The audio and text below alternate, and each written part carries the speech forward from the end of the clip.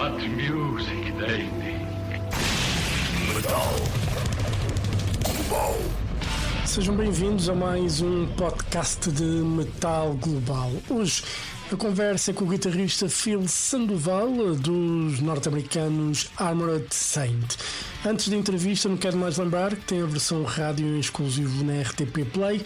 É passar por lá e procurar por Metal Global. Entretanto, se tiverem dúvidas ou sugestões, enviem e-mail jorge.botas@rtp.pt e podem visitar o site também metalglobal.pt. Ora bem, os norte-americanos Armored Saint estão de regresso com um novo trabalho de estúdio.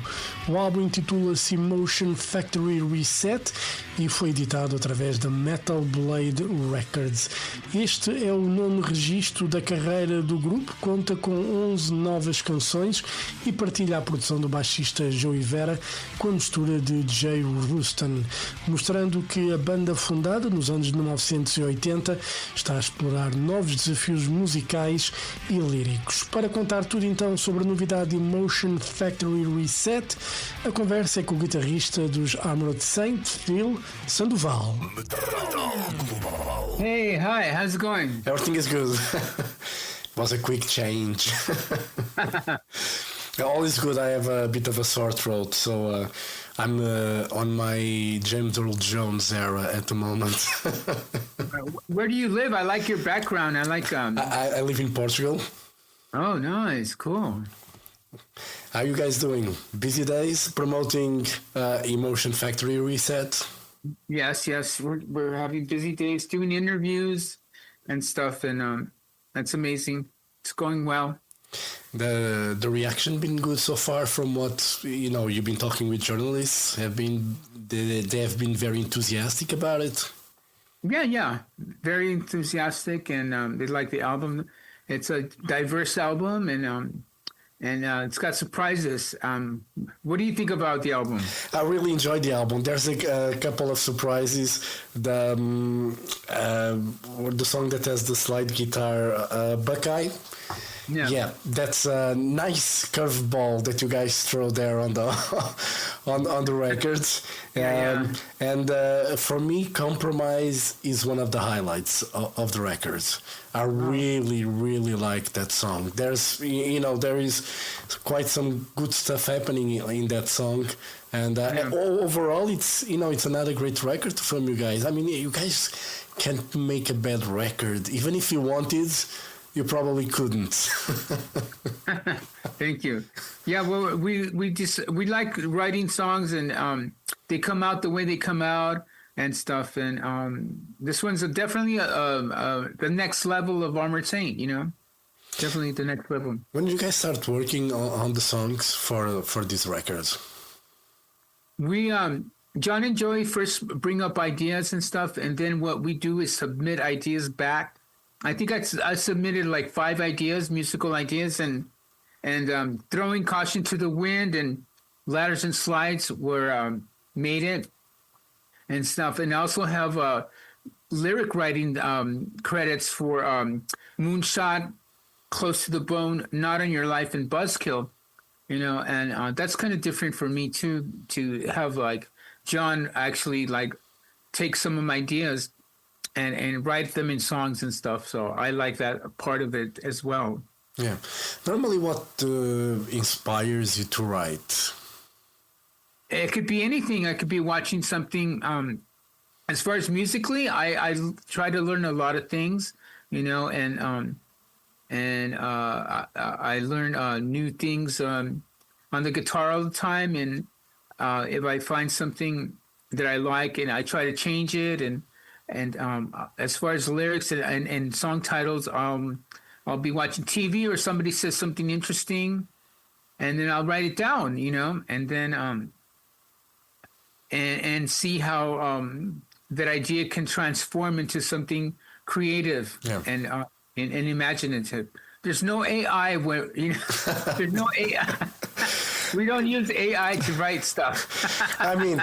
I'm getting old as well, and I couldn't, for the life of me, try to use AI for something that it's so personal, you know, most of the time. Yeah. You know, when it comes to music, I don't think I could, and I don't think old school guys, you know, really need that because, you know, they have like so much experience at the end of the day that if you use AI, it's just pure laziness at this stage. Well, yeah, and how does that make you feel as an artist to use AI to tell your story when it should be your story? Yeah. I think it's kind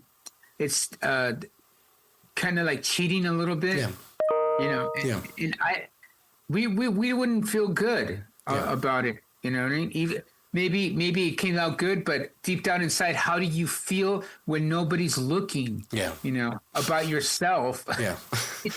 That's the thing, and you know, I think AI it's good, you know, for medical stuff, for coding, you know, it really can help, you know, develop things faster. But when it comes to emotional sides, it could be really dangerous to get involved with AI because a lot of the time we'll agree with you for some reason. Yeah. And you know, we're not always right. I know. We're not always right. No. It's always saying something. That's a good perspective. I like it. We're not always right. No. You know, that's why, you know, humans, you know, they get along, you know, they marry, they get divorced, they have arguments. It's because, you know, if you had someone just to agree with you, it's like a fucking puppet, you know, it's just like, I don't know, it's crazy. Yeah. It's crazy. Yeah, say it, sorry. It's funny, huh? And, you know, do you remember what were the first songs that you guys were completed for these records? I think I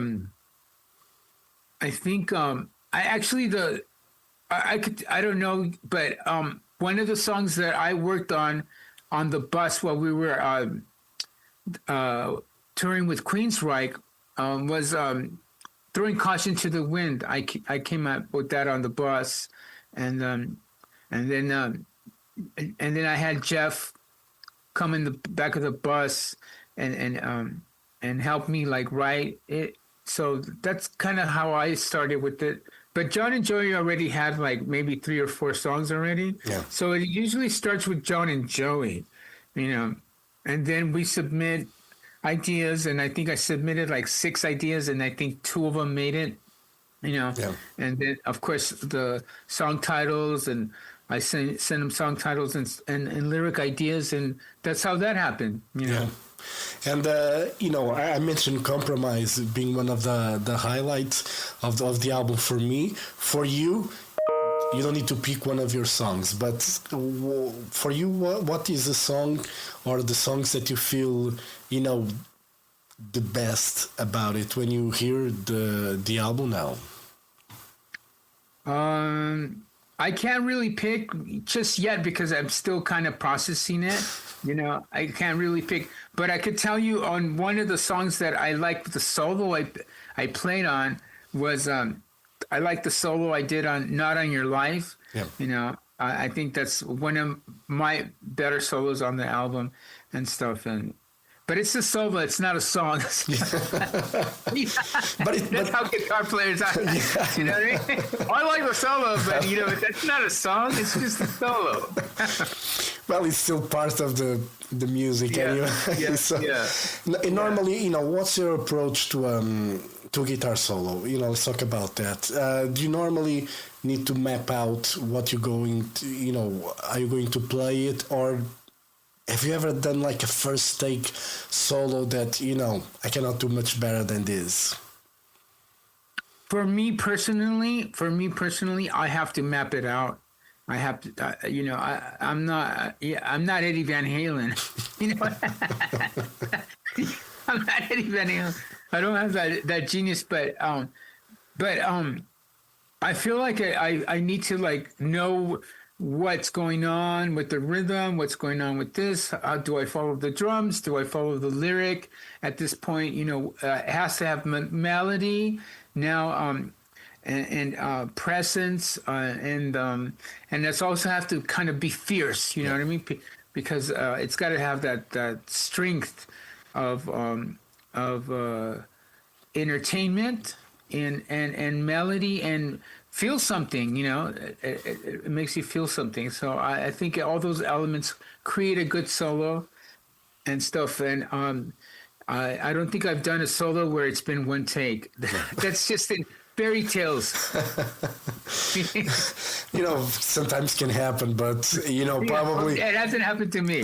More often than not, probably doesn't happen to a lot of the guys. And I mentioned Buckeye because again, I think it's Jeff that plays that slide part on the song. How did that song came about? And when you guys heard it, it's not slide guitar. It's not something that you expect on a metal album. I mean, you can expect a lot of things, but slide guitar, no way. Because that is associated with country music. Yeah. But I tell you that actually on that song, Jeff does play the solo, but I play slide guitar at the very end after his solo. So, and Joey plays slide guitar in the beginning before Jeff's solo. So that's the first song that Joey, Jeff, and I played slide guitar. So we all kind of have slide guitar in there a little bit, but of course Jeff does the solo. But that's kind of interesting. I think Joey came up with the music to that, and John wrote the lyrics about his daughter going to college, So it's kind of an interesting song, and hopefully like country music picks it up so we can make some money. We have to show it to some of the guys that do country music. Maybe they will enjoy it and just make something out of it. No, but it's a nice. I like when an album has variety. I think it's important for to take us on a journey, ups and downs, peaks and valleys, as they say, and I think this is one of those moments where you kind of relax a bit, for what's to come after it. And there's a lot of emotion there on the song as well. I think you can hear it and feel it at the same time. Yeah, there's a lot of emotion, and I like it. And it has to do with family. John's family, and I think it comes out like that, and then it's part of a surprise in there for Armored Saint. Was it a surprise for you when you first heard it? Yeah, it was, because what is this slide guitar on a record, on a metal record? What's happening? But at the same time, I think it makes perfect sense. It didn't shock me in a way that what the fuck is happening? What is this? This is not metal. It wasn't like that. It was just surprised to hear a sound that you associate with a different style of music, and having it there, it was it got my attention, and I think that's the most important thing in a song. It's when it gets your attention. I was more attentive to it. I listened through the whole song, and I was paying attention. So I think it was a good take, something really good to do on the album. Yeah, thank you. So yeah, it was good. And normally, as a guitar player, I know guitar players. They have plenty of guitars. They love amps. They like to experiment with every different kind of effects and stuff like that. For you, do you have normally a go-to gear in the studio and live? Yeah, in the studio, live we do Kempers. Kempers, because they're practical and stuff like that. And on this album, we used real amps. The Eddie Van Halen EVH amp that Jeff had. We use that primarily. And guitars, I use a ESP guitar, a Black Flying V, and I used a Gibson Explorer. And so guitars to me are tools. It could be anything. If it was a Telecaster that needed that sound and stuff, we didn't use a Telecaster, by the way. But it usually, it's usually those kind of guitars. It doesn't, to me, it doesn't matter the guitar. It's just part of having a tool, Yeah. Is there like a guitar that you have that you like so much that you want there to bring live on a tour? Yeah, actually, there's I have a Fender Stratocaster, the Yngwie Malmsteen. It's got a scallop neck on it and stuff.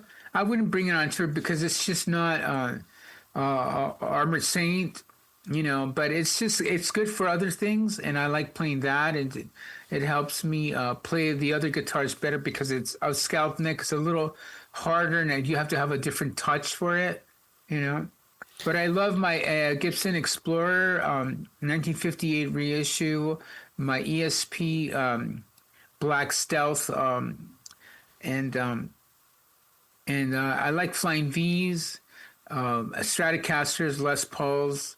So to me, they're all just tools and stuff. Yeah. So I love them all. I actually love them all. I'm not just picky them going, I gotta have, like John 5, all he plays is Telecasters, that's all he does.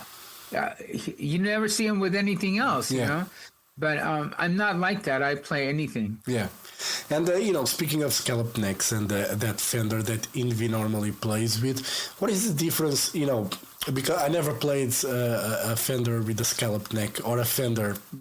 Anyway, I only have like a Les Paul and a Dean Flying V.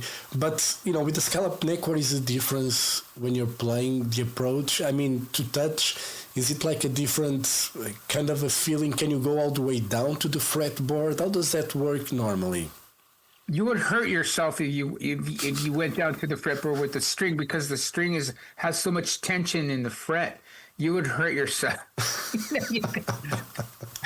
you would bleed for days. Yeah, you would have to develop scallops on your fingers. You would have to calluses. Yeah. So you would have to play maybe the scallop neck for a little bit before you start to get used to it. It took me like a month, but you kind of have to go through it.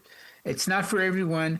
And what it gives you, you could do vibrato better, but you also have to, when you do the chords, you have to have a lighter touch. So it helps you like play better a little bit, because you have to develop your touch differently and stuff. I know that Richie Blackmore was one of the first guys that had a scallop neck and stuff, and it was like, what's that? It's so like alien, like what the? And look at him, he played so well and so fast and stuff. So that's where Yngwie Malmsteen copied that from Richard Blackmore, I think. But it's very different, and it's not for everyone. And it would take you about a month to get into it. You know what I mean? And but you're able to play vibrato better. Yeah, that's why, the Blackmore and Malmsteen, they are, so good doing that stuff anyway. Yeah, maybe it's a guitar, I don't know, or it's just, the practice they put into it playing, because, I don't know.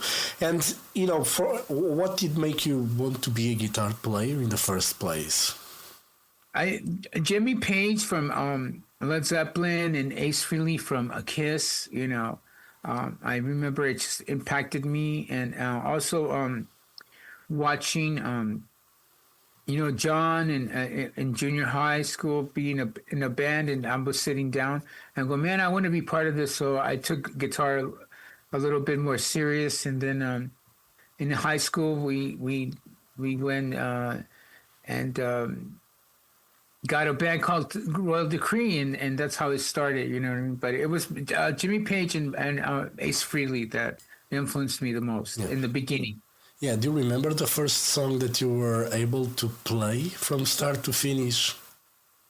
I think it was an Elvis Presley song. I think it was an Elvis Presley song, actually. It was just basically chords. Yeah, chords, yeah. Yeah, that's good.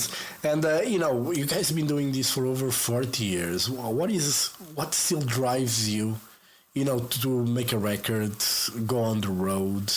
What's the appeal after 40 years to keep doing this? I think it's the music mostly. I really like performing and the music, and also the people, in Armored Saint, my brother, and John, Joey, and Jeff, and I think it's the traveling and getting to know the countries, and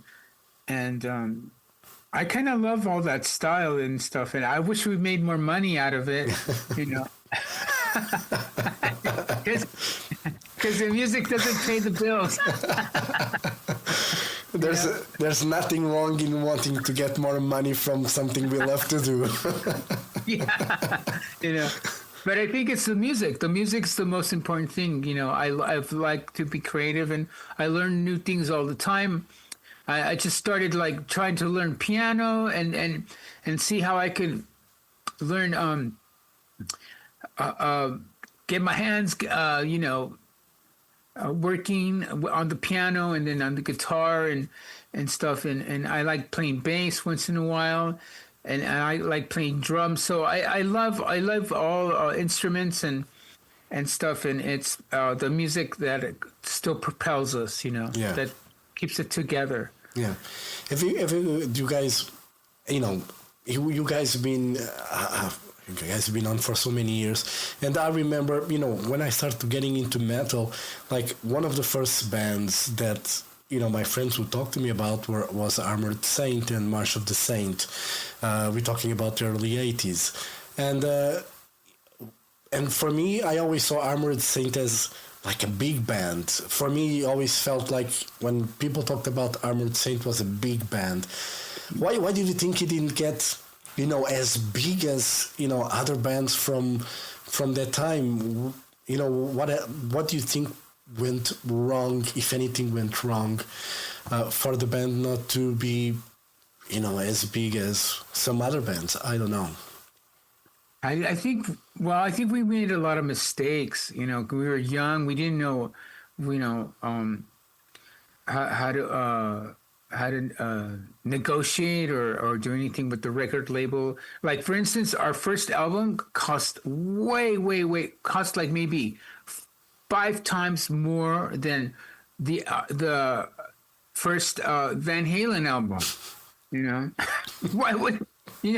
Why did they put us in the most expensive studio where Eric Clapton, Barbra Streisand, the LA Philharmonic record, instead of just letting us record in some studio like where Van Halen's first album came out?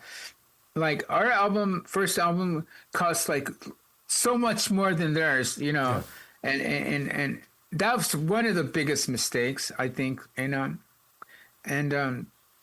also not having a manager before we signed the record contract with Chrysalis, because Chrysalis didn't really know what to do with us, We should have gone to Europe right away, just like Metallica did, and develop a thing like that. We didn't. We just stayed in the United States, and we were in those times back in the 80s. Going to Europe was really important for a metal band, to and that's two of the things that happened. I think that made a mistake,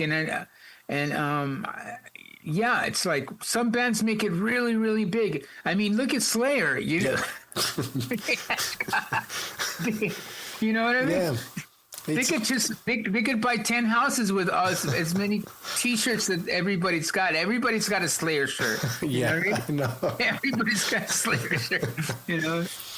Yeah, but I guess you learn, with the times. But it's a shame because you guys always had and still have so much talent that it's just been a shame that you didn't get the recognition that you guys deserved. But it's too late now. It's too late now. We don't need validation anymore. It is what it is. You know what I mean? Maybe you get that country guy to make a cover of an Armored Saint song, and all of a sudden, bang! You guys are filling stadiums. You never know. Yeah, exactly. And, obviously, no one likes to think about the end. Sometimes we need to have that conversation, when do we stop working? Yeah. Do you guys ever think about, like, in the long run, maybe we have 5 more years on top and then maybe we have to slow down? You guys have that kind of conversations within the band, or you guys just, let's see how it goes and we keep going? No, we've never had any conversation like that. But you know that John is doing his Anthrax stuff, and he's in other bands, and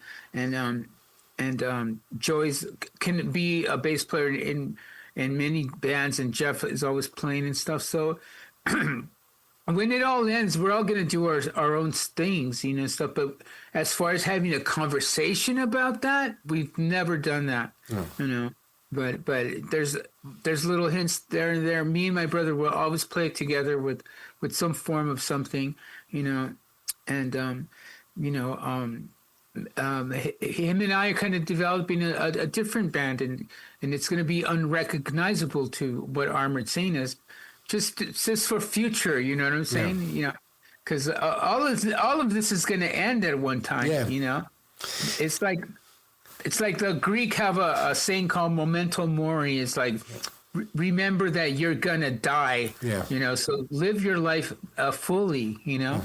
Because we're all gonna die at one time. Yeah. Sometimes sooner than we expect. Yeah. But one of the things about being like a rocker, a rock and roller, it's like you really can never stop. It's Right. not something that, one day you decide. I mean, look at Mick Jagger. He's 80 whatever years old, and I mean, he moves like, I don't know what. I cannot move like he does. I cannot. It's like my hips are completely gone. How does he do that? But a rocker never. I think they only stop when they die. That's that's the thing. But as long as you keep enjoying making music, that's all that matters. No matter what style it is. You just need to have something to keep yourself sane, because the world is crazy. Getting crazier. Getting crazier.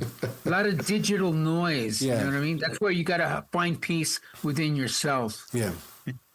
I always try to switch off from time to time from, computer screens, mobile phones, TV, and just sit and, whatever happening in the universe, try to absorb that.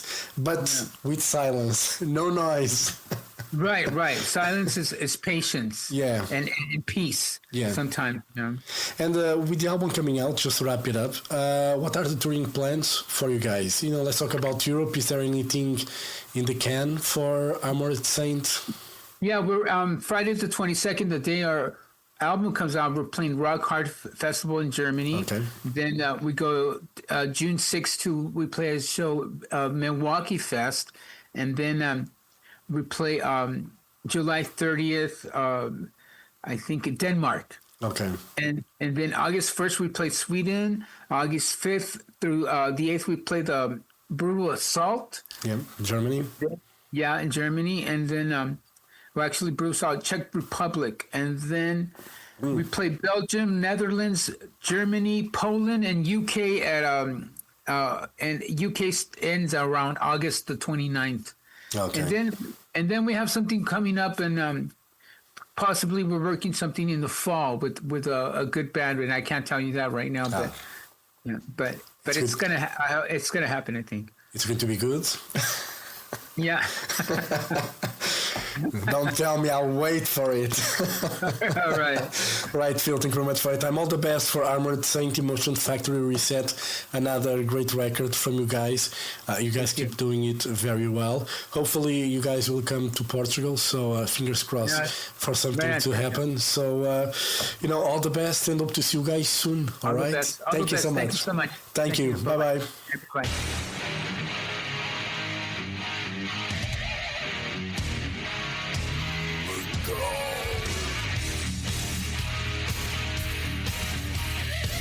Metal Global. Metal Global foi conversa com Phil Sandoval, guitarrista dos Armored Saint, para contar tudo sobre a novidade Emotion Factory Reset, o novo álbum da banda norte-americana. Já sabem que tem a versão rádio exclusivo na RTP Play, a passar por lá e procurar por Metal Global. Podem-me seguir no Twitter e Instagram em @mountainking e também fazer like na página de Facebook do Metal Global. E se estão a ouvir esta versão em Apple Podcasts, Spotify ou YouTube Music, façam o favor de subscrever para não perder nenhum episódio. Se tiverem dúvidas ou sugestões, já sabem o e-mail, disse há pouco, jorge.botas@rtp.pt, e claro, visitem o site metalglobal.pt com as mais recentes notícias do mundo da música. Eu volto ao próximo programa. Um forte abraço. Children of the night, you will live through the centuries to come, as I have lived. Good night.